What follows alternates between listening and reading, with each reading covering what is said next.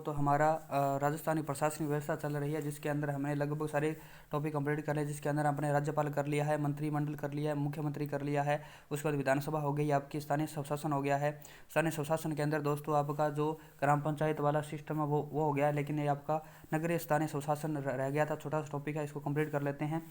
तो देखें दोस्तों, विकास विकास देखें, सर्वप्रथम 1687 में मद्रास नगर निगम की स्थापना की गई थी और 1793 में मद्रास कोलकाता मुंबई में महानगर निगम की स्थापना की गई। तो जून 1993 में 74वें संविधान संशोधन द्वारा नगरीय निकायों को संवैधानिक दर्जा प्रदान किया गया। संविधान में नया भाग 19A शीर्षक नगर पालिका 243 से 243 जड जी तक पर प्रावधान किया गया है। 12वीं अनुसूची में 18 विषय जोड़े गए हैं। स्थानीय निकायों के प्रकार देखें, अधिसूचित क्षेत्र समिति, इसका गठन सारिक आदेश के किया जाता है और न कि विधानमंडल द्वारा। इसके सदस्य मनोनीत होते हैं। इसकी स्थापना को राजपत्र में अधिसूचित किया जाता है। राजस्थान में माउंट आबू, आमेर, पुष्कर अधिसूचित क्षेत्र समिति है, जिन्हें 1993 में समाप्त कर दिया गया है। छावनी मंडल की बात करें, इनका गठन ऐसे स्थान पर किया जाता है जहां सैनिक बस्ती व नागरिक बस्ती एक साथ रहती हैं। और भारतीय छावनी मंडल अधिनियम 1924 में पारित किया गया। 2006 में इसे संशोधन किया गया है। यह रक्षा मंत्रालय के अधीन कार्य करता है। इसे नामित व निर्वाचित दोनों प्रकार के सदस्य होते हैं। निर्वाचित सदस्यों का कार्यकाल 3 वर्ष होता है। तो अध्यक्ष आपका सैन्य अधिकारी होता है। उसके बाद में देखिए आपका न्यास पत्तन बड़े बंदरगाहों तथा इनका गठन संसद के द्वारा किया जाता है। ये मुंबई, कलकत्ता, चेन्नई में है। उद्देश्य देखिए बंदरगाहों की सुरक्षा व्यवस्था करना, नागरिक सुविधाएं प्रदान करना, एक एकल उद्देश्य अभिकरण। इसकी स्थापना राज्य सरकार द्वारा किसी विशेष उद्देश्य की पूर्ति हेतु की जाती है, जैसे जयपुर विकास प्राधिकरण, जोधपुर विकास प्राधिकरण, नगर पालिका, नगर परिषद और नगर निगम की बात करें। 74वें संविधान संशोधन की विशेषताएं, तो नगर निकायों को संवैधानिक दर्जा संविधान के भाग 9(1) के जिसका शीर्षक नगर पालिका है, अनुच्छेद 243 से अनुच्छेद 243 जड जी तक नगर निकायों का उल्लेख किया गया है।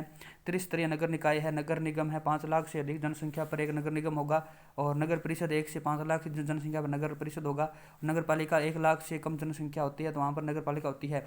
वह वार्ड समितियों के गठन की बात करें, यहाँ जहाँ की जनसंख्या 3 लाख से अधिक है, 3 लाख से अधिक अर्थात प्रत्येक वार्ड पर 1 से अधिक वार्डों के लिए एक वार्ड समिति का गठन किया जाएगा।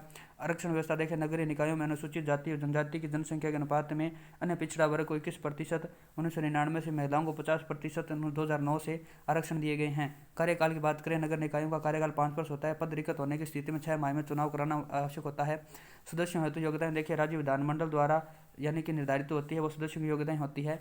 राज्य वित्त आयोग की बात करें तो अनुच्छेद 243 के अंदर राज्य वित्त आयोग के बारे में बताया गया है और राज्य निर्वाचन आयोग के बारे में 243 जड ए के अंदर बताया गया। राज्य निर्वाचन आयोग के बारे में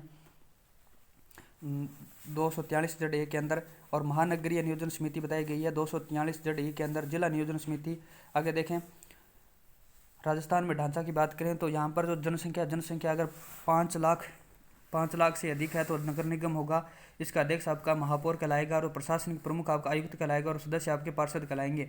और नगर निगम अगर 1 से 5 लाख तक की जनसंख्या है तो आपका नगर परिषद का जो अध्यक्ष है वो सभापति कहलाता है और प्रशासनिक प्रमुख आयुक्त कहलाता है और आपका सदस्य पार्षद कहलाते हैं।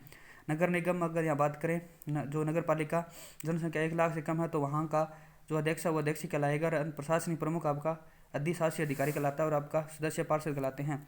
अन्य महत्वपूर्ण तथ्यों की बात करें दोस्तों,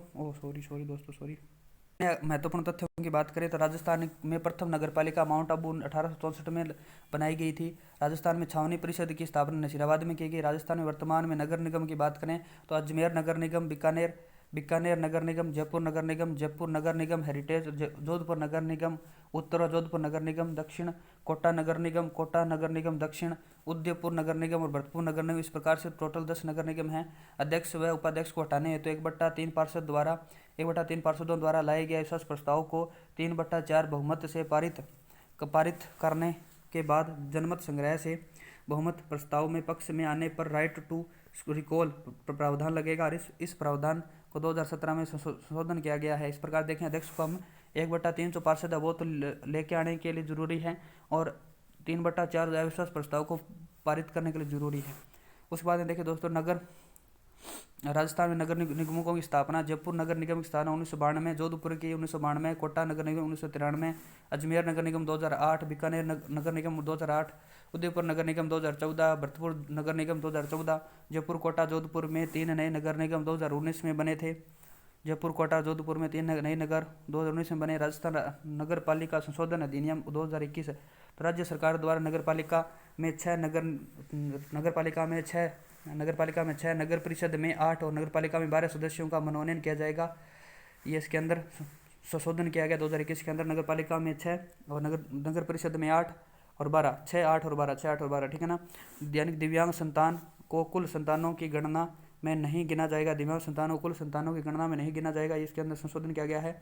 लोक नीति की बात करें, नीति निर्माण लोक प्रशासन का सार होता है। नीति निर्माण की प्रक्रिया शासन की प्रधान क्रियाओं में से एक होती है। नीति का अर्थ है यानी कि इसका निर्णय करना कि क्या किया जाए, कैसे किया जाए और कब किया जाए और कहाँ किया जाए।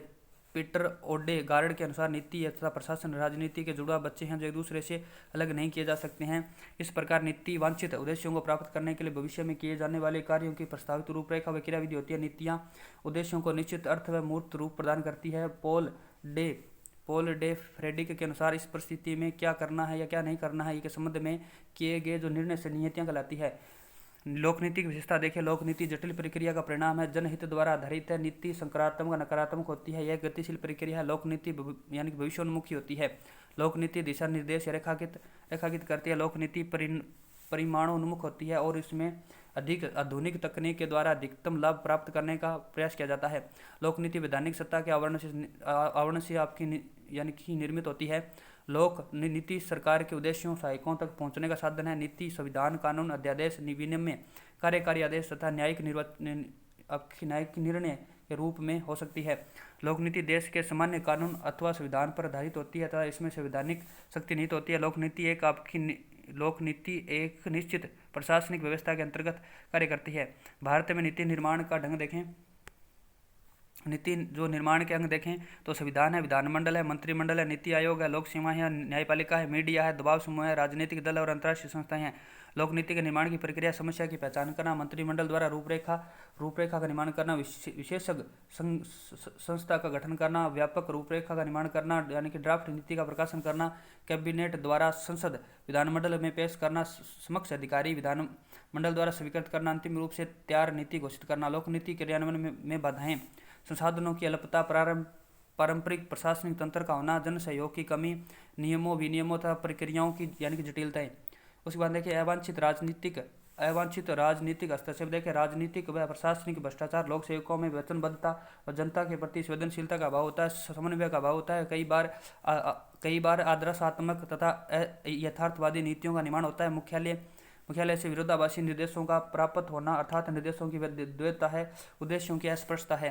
लोक नीति के प्रकार देखें, मूलभूत या सारगत या बुनियादी नीतियाँ संपूर्ण समाज के सामान्य या सर्वांगीण कल्याण वह विकास से संबंधित होती है, जैसे शिक्षा, चिकित्सा, स्वास्थ्य, रोजगार, कानून व्यवस्था आदि से संबंधित नीतियाँ होती है। नियंत्रक या नीतियाँ, ऐसी नीतियाँ जो सरकार के नियंत्रण संबंधी कार्यों को प्रकट करते हैं, जैसे उद्योग, व्यापार, सुरक्षा उपाय, वितरण संबंधी नीतियाँ। बात करें नीतियों का उद्देश्य पिछड़े तबकों को मुख्य धारा से जोड़ना होता है। पुनः वितरित नीतियाँ देखिए, रॉबिन हुड शैली में बनने वाली इस नीतियों के द्वारा अमेरिका में टैक्स वसूल गरीबों को राहत पहुंचाई जाती थी, जैसे भूमि सुधार नीतियाँ आदि आती है। उसके बाद देखिए संगठक नीति, ऐसी लोक नीतियाँ जो ज्ञान या तकनीकी विशेषज्ञ उपकरणों पर आधारित होती है। यह नीतियाँ राष्ट्र की सुरक्षा, राज्य हित व्यापक संदर्भों में युक्त होती है, संगठक नीतियाँ कहलाती है। क्षेत्रक नीति बात करें, लोक प्रशासन के कार्य क्षेत्र के अनुसार हिस्सेवार या विशेषज्ञता अनुसार जो नीतियाँ बनाती है उन्हें क्षेत्रक नीतियाँ कहा जाता है। स्थूल रूप से लोक नीति के 3 क्षेत्र होते हैं। उसके बाद देखिए नियामकीय नीतियाँ, व्यापक खनिज नीतियाँ, आर्थिक नीति यानी कि आपकी औद्योगिक नीति होती है, सामाजिक नीति, महिला नीति या जनजातीय नीति या जनसंख्या नीति होती है। नीति विश्लेषण के प्रमुख प्रतिमान देखिए, संस्थानिक प्रतिमान। इसे लोक नीति का संस्थानिक प्रतिमान यह मानकर चलता है कि नीति निर्माण में संस्थाओं की महत्वपूर्ण भूमिका होती है, अर्थात कोई भी नीति तब तक लोक नीति नहीं कहलाती है जब तक उसके निर्माण या क्रियान्वयन में सरकारी संस्थाएं संलग्न नहीं होती है। और उसके बाद में देखिए नव संस्थागित प्रतिमान मुख्यतः राजनीतिक संस्थाओं से संबंधित होता है। केड़ा प्रतिमान मूलतः रक्षा नीति, विदेश नीति, अंतर्राष्ट्रीय कूटनीतिक संबंधों, युद्ध गति और शांति, परमाणु अस्त्रों व विधायकों से गठबंधनों इत्यादि के समय क्रीड़ा प्रतिमान प्रयुक्त होते हैं, किंतु लोक नीति में इन प्रतिमानों का प्रयोग सीमित ही माना जाता है। वृद्धि परक प्रतिमान देखें, राजनीतिक विज्ञान चार्ल्स ई लिंडब्लोग ने वृद्धि परकवाद नामक प्रतिमान की व्याख्या दी थी। व्यवस्था प्रतिमान के प्रमुख डेविड ईस्टर्न को जाता है। तार्किक चयन प्रतिक्रिया विस्टन, आर्मस्ट्रॉन्ग, तुलोक, निस्कमेनेन तथा केनेथ जे एरो थी इस प्रतिमान के प्रबल समर्थक है। कूड़ादान प्रतिमान की बात करें, नीति निर्माण तथा आपके निर्णय का यह प्रतिमान माइकल डी कोहन, जेम्स जी मार्चन तथा जोहन पी ओल्सन ने विकसित किया था। संगठित अराजकता प्रतिमान, कूड़ादान प्रतिमान को विस्तार देने हेतु जॉन डब्ल्यू किंगडन ने अपनी कृति में सुसंगठित अराजकता प्रतिमान प्रस्तुत किया था। उसके बाद में विविध अधिकार की बात करते हैं। यहाँ पर दोस्तों विविध अधिकारों से वे अधिकार होते हैं जो विविध विधि द्वारा संरक्षित रखते हैं, संविधान या व्यवस्थापिका द्वारा पारित अधिनियम द्वारा नागरिकों को प्रदान किए जाते हैं। भारत व राजस्थान नागरिकों को प्रदान किए गए विविध अधिकार निम्न है। संविधान प्रदत्त अधिकारी बात करें, संपत्ति का अधिकार है अनुच्छेद 301 के अंदर 44 संविधान संशोधन 1978 के द्वारा। मतदान का अधिकार है अनुच्छेद 326 में, और निःशुल्क विधिक सहायता है अनुच्छेद 39A के अंदर।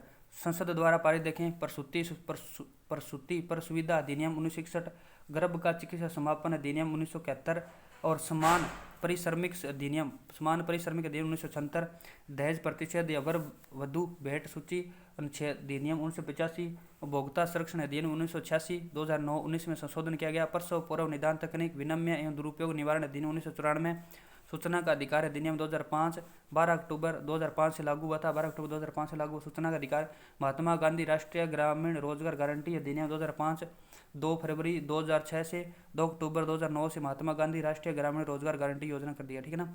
उसके बाद देखें घरेलू हिंसा से महिला संरक्षण अधिनियम 2005 है, 26 अक्टूबर 2006 को लागू हुआ था। माता पिता और वरिष्ठ नागरिकों का भरण पोषण कल्याण अधिनियम 2007 है। निःशुल्क अनिवार्य बाल शिक्षा का अधिकार अधिनियम 2009 1 अप्रैल 2010 से लागू है। राष्ट्रीय खाद्य सुरक्षा विधेयक 2011 है। कार्यस्थल पर महिलाओं को यौन उत्पीड़न रोकथाम निषेध और निवारण अधिनियम 2013 है। बौद्धिक संपदा अधिकार भारतीय पेटेंट कानून 1970 का है, और दहेज प्रतिशत अधिनियम 1961 का है। उसके देखिए राज्य विधानसभा द्वारा पारित राजस्थान लोक सेवा गारंटी अधिनियम 2011 का 14 नवंबर 2011 से लागू हुआ है। राजस्थान सुनवाई का अधिकार अधिनियम 2012 का है, 22 मई 2012 को राज्यपाल द्वारा मंजूरी, 1 अगस्त 2012 से संपूर्ण राज्य में लागू। राजस्थान लोक सेवाओं के प्रदान की गारंटी अधिनियम 2011 राज्यसभा द्वारा अनुमति दी गई थी 11 सितंबर 2011 को 21 सितंबर 2011 को राजस्थान लागू हुआ। 14 नवंबर 2011 को श्री जवाहरलाल नेहरू के जन्म दिवस पर 14 नवंबर को 2011 यानी लागू हुआ। तब 15 विभाग व 108 सेवाओं को शामिल किया गया था, और वर्तमान में 25 विभाग व 221 सेवाएँ शामिल है। जुलाई 2021 तक 25 विभाग व 221 सेवाएँ शामिल है। उसके बाद देखिए दंड के प्रावधान की बात करें। सेवा में विलंब पर प्रतिदिन 250 से अधिक यानी कि सेवा में विलंब पर प्रतिदिन 250 से अधिक यानी 5000 तक का जुर्माना लगेगा। सेवा देने से मना करने पर प्रतिदिन 500 से अधिकतम आपके 5000 तक का जुर्माना का प्रावधान किया गया है। फिर क्या देखें, प्रथम अपील अधिकारी के समक्ष 30 दिन में अपील की जा सकती है, और प्रथम अपील अधिकारी को 21 दिन में आपका इसका निर्णय लेना होगा। द्वितीय अपील अधिकारी के समक्ष 60 दिन में अपील की जा सकती है। प्रथम द्वितीय अपील अधिकारी की सिविल प्रक्रिया सहित 1908 के तहत शक्ति प्रदान करता है।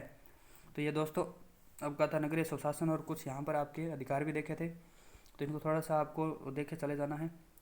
तो मिलते हैं नेक्स्ट वीडियो के अंदर, तब तक के लिए जय हिंद जय भारत।